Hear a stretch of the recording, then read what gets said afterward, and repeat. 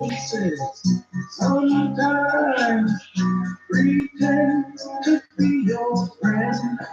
Smiling faces show no traces of the evil that lurks within. Smiling faces, sometimes they don't tell the truth. Smiling faces, smiling faces.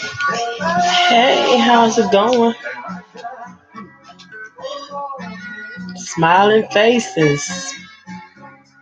Sometimes they don't tell the truth. Oh, wait, baby.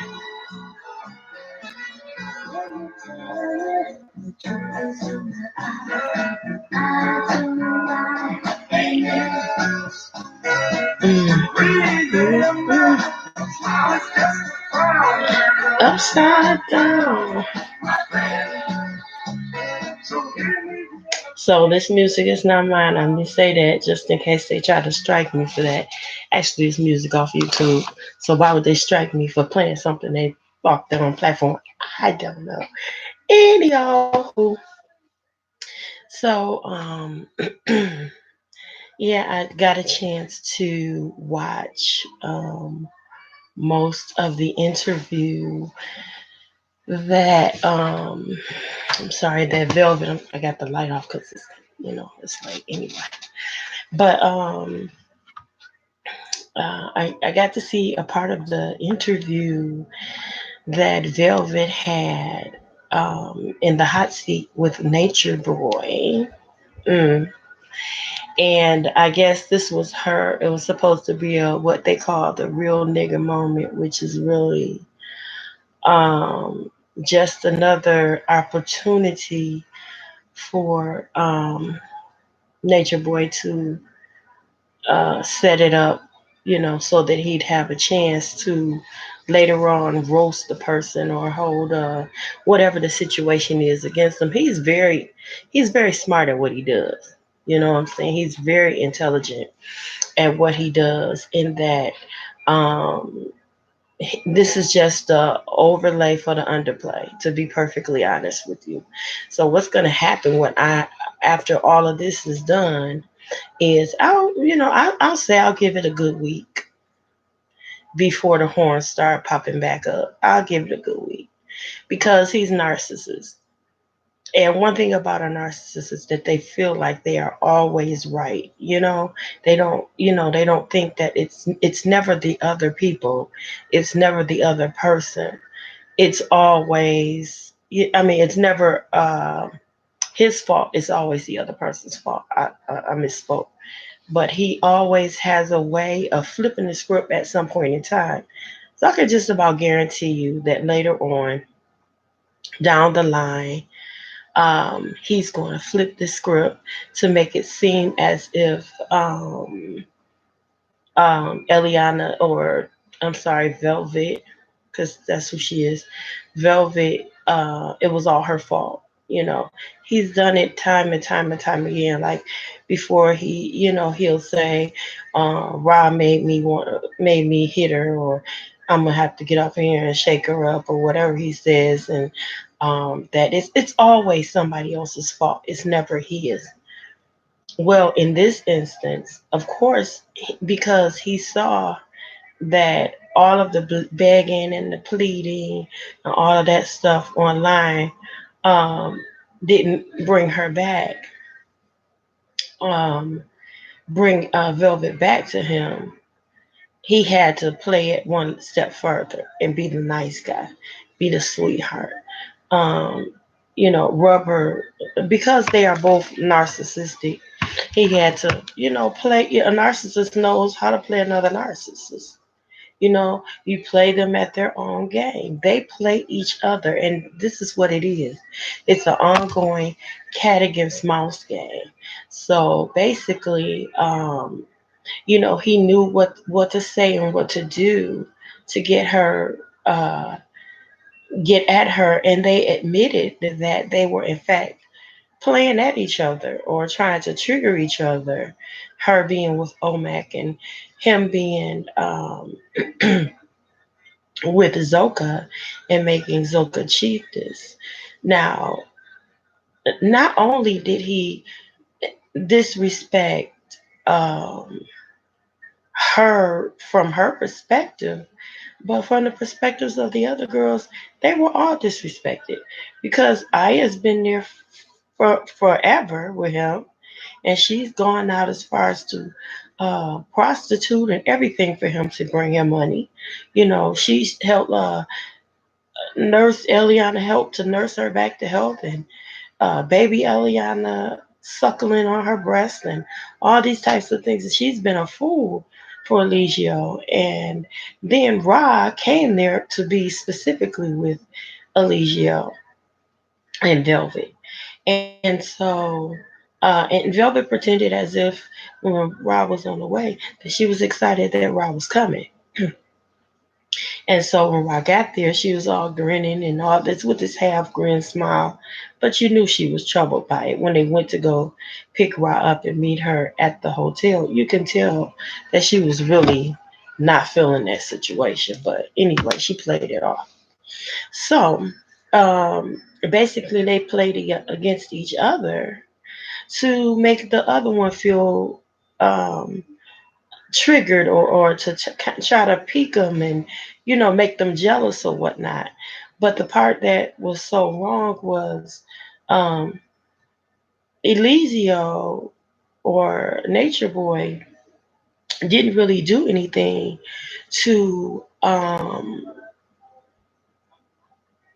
his family. He deceives the people that he always deceives, which is the ones that follow him online, and that's it. And they choose to be deceived pretty much. But she used her family, and she used the people closest to her that love her. She even went so far in the interview with Eligio to say that she was the one to contact Omek in the first place. That she contacted him and apologized for all of the things and whatnot. And he said, "Well, if this is really you, I'm sorry. I forgive you for everything and whatnot." So, um, basically, him being the forgiving heart, Omek being the forgiving heart that he is, he forgave her, and she decided to use him. So she says. So she says. She decided to use him to get back at Nature Boy. But here's the thing. He pretty much starts off with her drinking a glass of wine while she's nursing, by the way. Drinking a glass of wine, and she's sitting there crying. Well, if you want to be honest about it, um, her tears were crocodile tears. They were not convincing to me. Not only that, she was crying basically because you know how a person cries because they're caught, cries because they're guilty, and then cry because they're under pressure. And I feel like it was a bunch of all of that. But here again, she cries. He gives her a break to tell her, oh, the universe wants her to give her a little time to readjust and get herself together. Yeah, blah, blah, yada, yada, yada, whatever. I'm not buying anymore. I'm not buying anything else that Velvet is selling. I'm sorry. And that means jewelry or anything else. I'm sorry. And raffles and all the ways that me and so many other people have supported her. It won't happen. So after she gets herself together, she takes a few sips of the wine and she goes on with her convincing story. Well, convincing to nobody actually, because I don't believe that not only does anybody in the public buy it, I don't believe that Eligio bought it, and I know that none of the people from Carbonation bought it, none of the so called village. I don't even believe it because one thing about it is being um, having a degree in the field of psychology. Um, Interpersonal communications is something that we study, and that includes body language, hand gestures, and things of that nature. So a lot of her hand gestures um, would suggest that she was misleading people, that she was overcompensating, trying to be convincing, and that in some things she may have told the truth, but those things were not significant to the relationship that her and Eligio share. Basically, the things that she was telling the truth about was, yes, I made jewelry, or yes, we went to this place, or yes, we slept together. But as far as the more intimate details of her and Olmec's relationship, she was not totally honest. And it not only did her body language say so, some inbox DMs say so, and the things that came out of her mouth and her actions. So, to put it frankly, when she started talking about all of the things about when she first got there, and people, saying, "Oh, you should try this and you should try that." Well, I believe those things, and I believe she was being very honest when she was talking about those things. When they were telling her, "Oh, you should start making jewelry, or you should start doing this, or you should build this, and we'll help you," because a lot of people were so excited and were gunning for her to do well so much that people did help her out. I am one of those people, and people were buying the baby Eliana clothes. The baby absolutely needed nothing. As a matter of fact, in one of her lives, she even said that she had enough clothes to last for a while, and that she probably didn't. She had clothes, she had diapers, she had food, she had everything she ever needed, and she was very appreciative of those things. They also sent money. People sent donations. She had raffles, and people bought tickets to those. I was one of those. And so people did a whole lot um, to help her to gain a foundation in order for her to reestablish herself when she came back to the States, because again, people were gunning for her to be successful, to be happy, to heal, and to give her a opportunity to be able to heal and to get better. So yes, I believe she, well, I'm sure she was being honest about that. She was also being honest about saying, okay, well, hey, um I'm doing pretty good like this, and people taking care of me, so she wasn't thinking about getting a job. I believe that as well. But then when she started fading into the darkness and not coming out, and going live as much, being as visible as much, the donations probably start dying down a little bit. Excuse me. So therefore, she was probably feeling like, oh, okay, well, um, things weren't going as well. So then she started doing more of the pictures and the jewelry. And then the next thing we know, we see her having a relationship with Omek. Well, she stated that she and Omek talked for about 50 days before Omek drove to see her. And she said that uh, in the relations before, when they first got met together, that when she saw Omek, and when Eligio asked her what did she think when she first saw him, and she was like, "Oh, I was like, oh, I was on some friend type of ish." I was like, "Hey, friend." Now she was being deceptive with that, because after talking any. Okay, let me tell you something.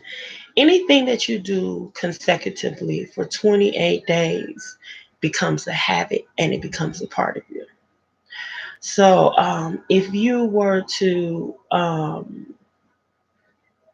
that's why, most programs are, even treatment programs are 21 days, 28 days, 30 days, what have you. Because anything that you can do consecutively, it becomes a habit and it becomes a party, and you tend to be a lot more successful with that thing. If you say that I'm going to go on a 30-day fast or a 30-day prayer or something like that, and you do it consecutively for that amount of days, it becomes a part of your life. It becomes a part of you to the point to where you begin to develop a habit for it, an appreciation for it, a love for it. And so, if you were to talk to an individual for 28 days consecutively, and you all are getting, hashing out things and loving on each other and getting to know each other and all this, that, and thing, and then after 50 days, which is almost 2 months, you decide to come together, I'm pretty sure that you've had some heated conversations. He didn't drive all that way just because he was coming to see his friend. Because FaceTime is good enough. Write a letter or send a postcard, perfect. But there is absolutely no way that I would have driven all the hours that they had between the two of them just to come and see my friend. Not unless it's got to be a lifelong friend, and she's sick, or we need, something like that. But just to go that way and we don't have any real relationship, I'm not doing it. So she was being deceptive on that. And then she goes as far as to talk about their sex life. Now, this is where the debilitation comes in. This is where the humiliation comes in. Um, when she comes in and says that, first of all, nobody has ever satisfied me the way Chief does. When she said that, that was number one, to stroke his ego, to stroke nature boy's ego. See, again, that's that narcissistic behavior. That's one narcissist knowing how it is to get on the good side and make him feel good. But at the same time, him being a narcissist, interviewing her, he knew what to ask her so that he can get her to verbally speak it on camera, and he can go back later on and regurgitate it and then turn around and use it against her. Watch it. So she goes on and she says, well, yeah, actually, first of all, it was like I really went into him, but I just had needs, and my hormones was raging, and this and the other. Let me tell you something right there. I'm a woman, been one all my life. I have children. And obviously you do what you do to make a baby. So I know what the body feels like. Okay. I know when you have those feelings that you desire to be intimate with someone, whether you are seeing someone or not. But I've never been that way, and even had my hormones could be absolutely raging, and I'd be in the company of friends. And just because I'm feeling a little hot and bothered, I have never in my life slept with my friends. Never, ever. So that's some bullish. They have had heated conversations over the phone, I'm sure, in that 50 days. So when they came together to, excuse me, they came together to do the do. And that's what that was all about. Not to mention, she had grown comfortable enough for them to not only have intercourse the first time, in which she said her body totally rejected him. Now, let me say something about that. All of that, my body rejected him and the frequency was off and all this is all of that is that nature boy carbonation talk. Okay? Because like I said, I'm a woman, been a woman all my life. And the only time and any women that have ever been intimate with a man or however you do what you do, the only time that your body will reject a man is if he doesn't fit, if he's too big. Because there ain't nothing that you put up and through there, you understand me, ain't gonna work. You hear me? So that was a big lie. That she used that choice of words because that's what he wanted to hear. And then she went so far as to say that Omac ejaculated in her. So what does that say? Um, she never mentioned that she took a morning after pill or any of that type of thing. We know she's fertile. Um, the only thing she said is she went and took a shower.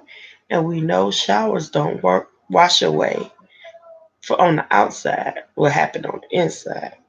And I'm doing this without trying to be as trying not to be as graphic as possible. So, but for the grown ups, you know exactly what I mean. So when you go take a shower, you washing off the outside. But unless you do what you do to take care of the inside, it doesn't happen. And that is no guarantee. So, and then she talked about she said, my body rejected him, so we did it again. And this time, um, um, after, my body rejected him and I got a yeast infection. Nah, nah, sis.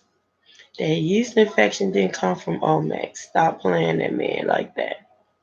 The yeast infection come from you not taking care and probably not wearing underwear and protecting yourself down there and keeping it dry and clean. That's where that came from. Or is the outbreak from the past herpes initiation that you had in the past. So don't blame that young man for that.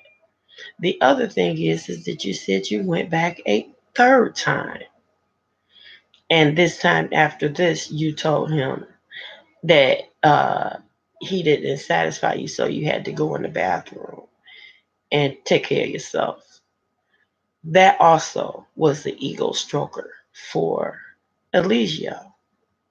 So, and ultimately, you blamed Omek and said that it was because of him that you were not able to be satisfied or this, that, the other. And then you went so far, Miss Velvet, to give a graphic demonstration comparing the genitals, the genital size. I also believe that's an ego stroker. Now, I can't tell you how Mr. Omeg's person is or how Eligio's person is, and neither do I care.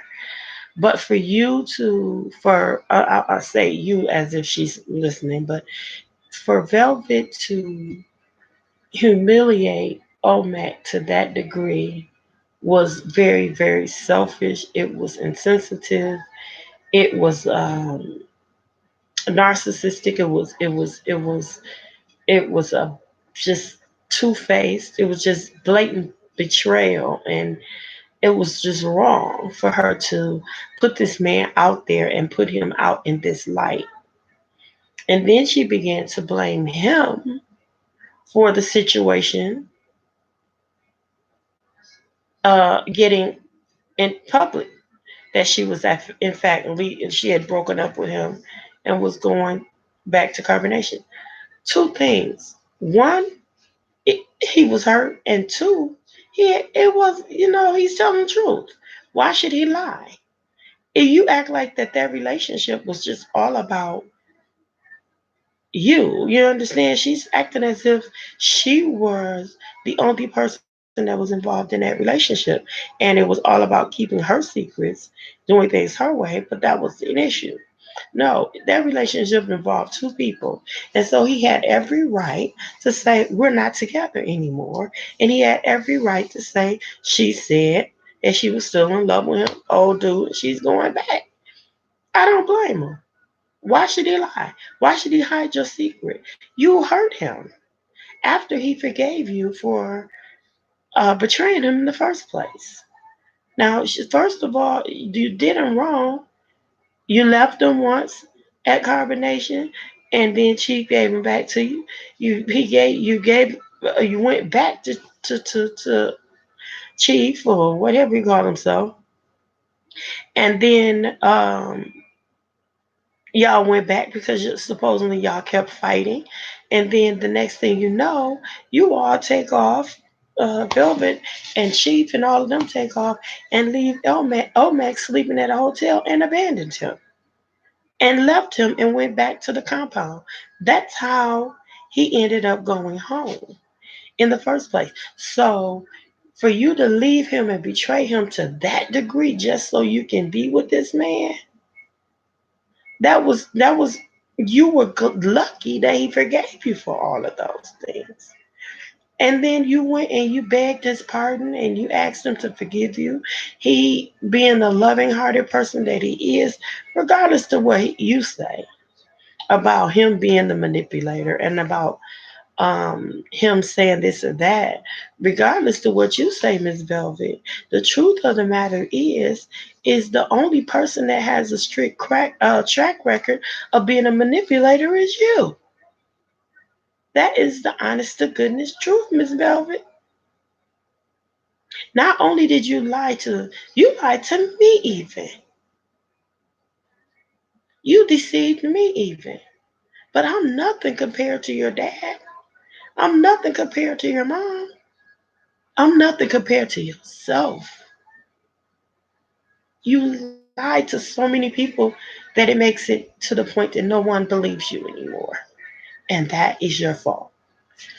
So when you stroked the ego of Alicio and told him and compared the sizes and told him how your body rejected this man, and he went on and he questioned you about your taking an HIV test or being tested for different diseases or diseases, as they call them. And you admitted that you had, Miss Velvet, taken HIV test and that you were tested for all these other diseases and whatnot. So not only did you disclose that, but you also told them that the results were negative, but you never produced any public receipts to say that they were velvet. I mean, they were negative. So none of the public really knows how true this is. And because you have proven Miss Velvet to be such a deceiver, nobody believes you. So that was that. So you, Elicio, used that opportunity um, to say, okay, people lied and said this, and people lied and said that. Now people lied and said I had HIV, and Velvet was tested and she doesn't. Okay, first of all, let me let me heighten your intelligence on a little something. So, number one, just because she tested positive right now does not mean that she cannot be positive in the next 6 months. That's number one. Number two, just because she tested negative does not mean that you, Mr. Alicia, are not infected. See, you use the play of words and manipulation to deceive the people because you want overall for everybody to believe that you are telling the truth and there is truth in what you're saying, what you're doing, and what you're living. So she goes on, Miss Velvet goes on to talk about her HIV status and all this, that, and the other. And she goes on to talk about how she felt about different situations, being polygamous, you sleeping with other women, your relationship with different ones, with Ra and with Aya and with Witchy Poo, the one that was at the hotel with you all, Khadijah. Uh, um, and she goes on to talk about all those things and how those things bothered her. But and you stroked her ego. She talked about punching the wall. She talked about all the things she did, and then ultimately she said that she apologized to you if she had done anything to hurt you. But not one time did she apologize to her parents for the things that she's done to them and for the so many people that rallied together to fly her back home, to help her out while she was there, to take care of her baby, to look after her. And then she wanted to make it seem as if it was everybody else's fault that she got held up at customs. It was everybody else's fault that people were calling the embassy and this, that, and the other to check and see where she was. As a matter of fact, when if in fact she had been honest and said, "Look, I'm done. I'm going back," nobody would have bothered her because ultimately she's grown. Whether anybody agrees with the decision, whether nobody likes the decision or not, she's an adult and she's able to do what she's going to do. So, another thing where I think why Miss Velvet went back was because she was afraid that Stephanie, aka Serenity, was going to come back. Now, Zoka had already been made chiefess, which she lied and said she didn't know Zoka was chiefess. She knew. So, for her to lie and say that she didn't know that Zoka was chiefess, but she knew Serenity was on her way back. And so now that Serenity is angry because Chief is no longer polygamous, and now she decided she's not going to come back, and she has been silent on Instagram, on social media, since the Madiva interview with Ellie, with Velvet and Elicio. She Serenity hasn't had anything to say because she's mad. She's mad. Her intentions were to come back and to be the new chiefess. Now, had she come back and had she become the new chiefess, and then Velvet came back, that would have been worse than the situation with Ra, because Ra is pissed. Ra is absolutely he asked Ra in that other interview, he asked Ra, he says, "Well, how do you feel now that Chiefess is back?" Oh, I mean, I think it's a wonderful thing that she back now, and I think that she back, you know, she back, and I think she back, so she back, and that's what I think. I think she back, so yeah, she back, and I'm grateful. Girl, sit down somewhere, sit down somewhere. You know you ain't happy that chick back. You pissed because you were pissed at Aya because Aya was getting attention, and you were even more pissed. No, listen, you were even more pissed when he made Zoka chiefess. So I know that you're angry because Velvet is back. So it's still gonna be some mess. But I digress. I'm gonna go back and I'm gonna say, with all of this deceitfulness that Eliana, uh, aka Velvet, misled the public with, because that real nigger moment or whatever they call it, the RM, RNM. We'll do it like that because I don't like saying the word, but with the RNM, um, the truth of the matter is that it was all for show. See, there's in the situation with the way Eliana was talking in the way that you can tell that she was lying was through her hand gestures. In most cases, when a person is trying to get you to understand, when they're trying to hammer in their point, they use a lot of hand gestures, like the smacking her the back of one hand into the palm of the other.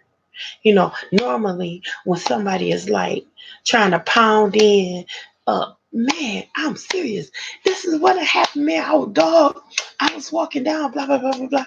And they're clasping their hands like so. They're trying to hammer it in and convince you that they're telling the truth. So when she was like, man, nobody satisfied me like you. No, I mean, nobody. If you're telling the truth, you just tell it. You don't have to use all those hand gestures to make it plain. And then when she also used the hand gestures, when you're going left or right, giving directions or something like that. Normally, a person that is being honest about it, they hold their hands up high and they're saying it was over to the left or was over to the right. But when a person is being deceitful, most of the times they hold their hands down low.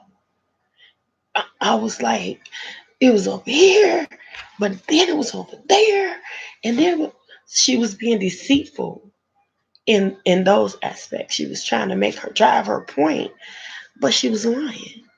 She was not being honest. And then when she was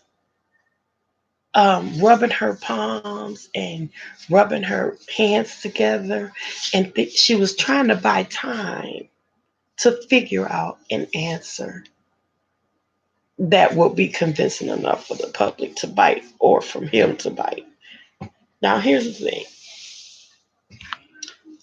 Um, in essence, I'll give it a good week before we see the fall of monogamy. I'll give it a good week because everything that he did it to document everything she said.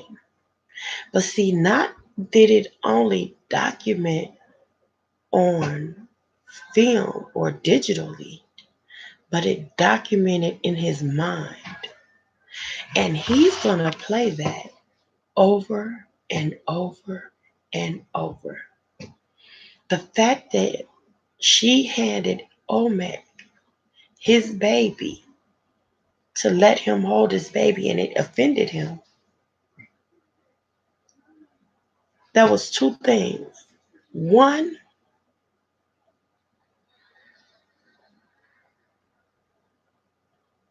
they were in a relationship. She felt comfortable enough for this man to hold her baby. Because it's not until you are comfortable with a person that you will allow this person to be safe around or to be intimate with you and your little baby. That's number one. So she lied about that part. Number two, she said that she used it because she needed help because she was doing beads and stuff. They were sitting on a bed or something. She passed that baby off and they were having an intimate family moment. But she told a lie about it to try to keep him to get the anger off on him.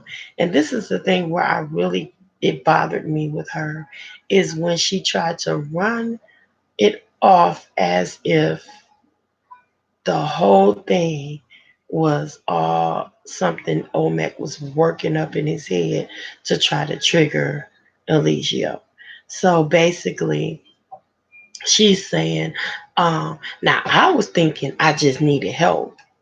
But I don't know what he was thinking. I think he was trying to convince you of something. She tried to spit it all off to make it seem like her intentions were innocent, but Olmec's intentions were brutal or deceptive or malicious. And it's just I'm not buying any of it. I'm gonna give it a good week. Um, After that, everything that he continues to lay back and play back, the very first disagreement or argument they have, the first streak of jealousy she shows, he's gonna say, "Forget it, F it. I tried this monogamous thing. I did it your way. You had me go to the people, and you had me tell the people this, and I did this for you, and I did that for you, and I did this for you, and I did that for you." And it's gonna be one of his real RNMs on digital, and he's gonna go back and he's gonna end up beating on her again. She's gonna be sitting on the floor, swollen up, puffed up, and angry, patting baby Eliana, just rocking and crying, and then she gonna cry and just say she wanna go home and she gonna be stuck. Cause this time ain't nobody gonna be sitting up here running and crying, trying to help her get back for her to keep playing people back and forth. Find your own way home. That's exactly what's going to happen.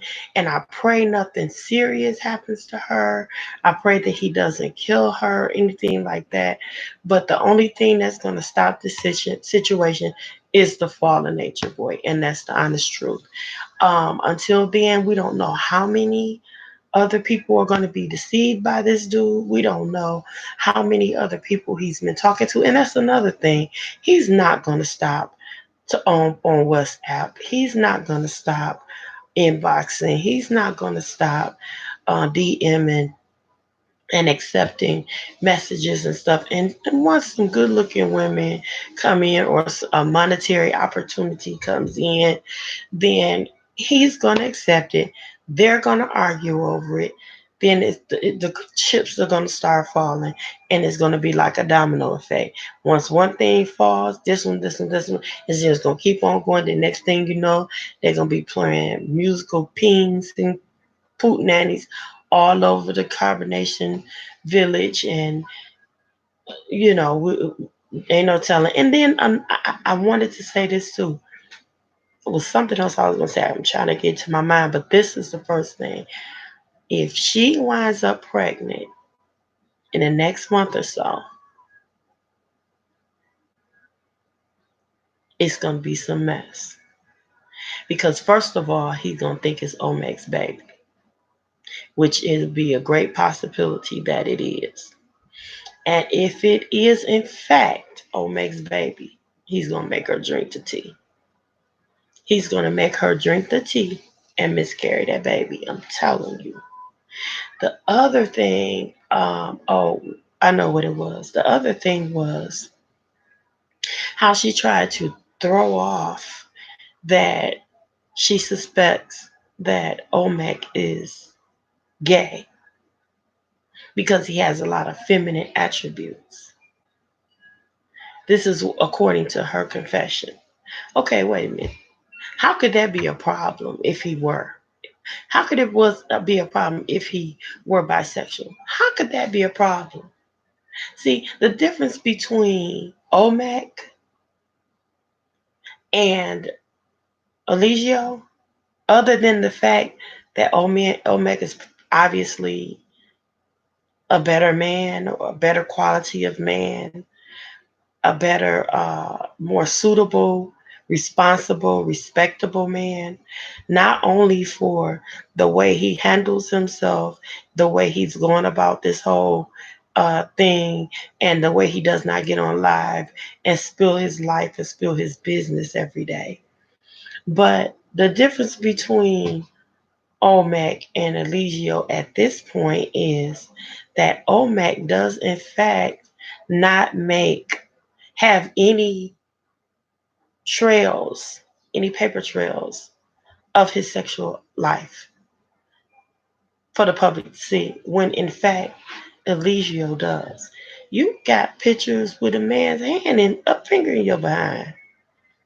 You understand? You were a male escort, a gay male escort for 10 years. You were a male dancer who entertained a gay crowd. So how can you possibly have issue with Omek being gay when the man you are with that you call your husband has admitted to sleeping with men, has escorted men, has admitted to sleeping with trans women, and who is trans attracted? So how can you have a problem at all with saying that Omek? No, I think what your problem is, Miss Velvet, is that you like that bad boy mentality. You like bad boys. You like the fact that Eligio is rough. You like the fact that he disrespects you. You like the fact that he is abusive to you. You like the fact that he tells you what to do and he tells you where to go and he tells you how you can do it and this, that, and the other. You like the way that he mistreats you and you love the challenge about it. What you don't like about Omek is because he has a gentle soul. He treats a lady like a lady. He's not rough and abusive and abrasive. That's the problem. Because the many times that you hit up on him and smacked up on him or whatever, that he would not fight you back. You talked about that. But you like the fact that Chief reaches out and slaps the snot out of you and bruises you. You love that. That's the difference. Those are the differences between Omek and Alicia. Omek is the better man, obviously. But you know what? I'm so grateful to him. I understand he's probably going through some grief and some healing right now because of the way that the situation between you all went. But to be perfectly honest, I'm so glad that he got out of it before he was too deeply invested.